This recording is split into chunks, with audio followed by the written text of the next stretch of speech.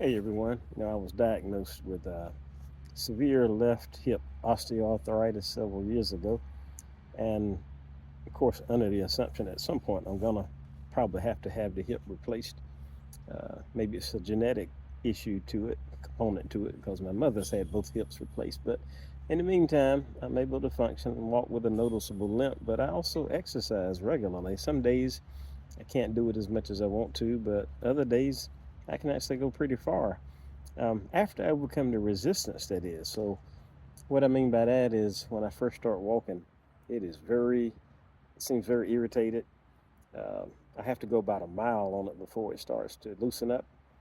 And beforehand, when it first started bothering me, I would use that first half a mile as an excuse sometimes not to work out because of the pain. I didn't realize that if I just kept pushing back then, at some point it would start to loosen up most days. So today I went further than I've been in some time, further than I've been in a couple of years probably. But I still feel the resistance in the beginning. This could apply to different parts of our lives. Maybe you have a business you're trying to get off the ground, and the resistance is making you hesitate because it's painful to try to be free of anything or to try to do your own thing. Maybe you have family members that aggravate you to the point that you avoid them completely. Maybe that is your obstacle.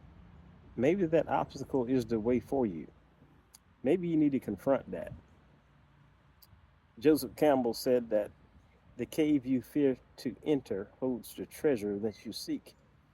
How many of us are missing out on a treasure because we don't want to deal with the pain and the darkness? It could be on the other side of everything that you fear is success and great times. So I'm just reminding us as an end of life doula, death doula, don't be on your deathbed saying, I wonder what would have happened if I'd have just pushed through, if I'd have just persevered, if I'd have just kept the faith through the darkness. Dawn was coming. Just because there's pain attached to something you're trying to accomplish does not mean necessarily it's not for you.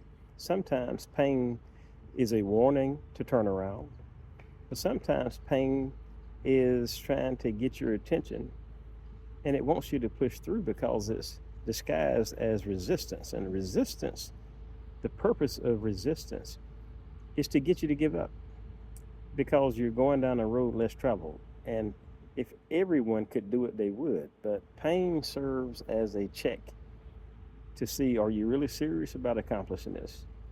How many of us have turned around at the first sign of pain? And I'm not saying that sometimes we shouldn't eventually do that.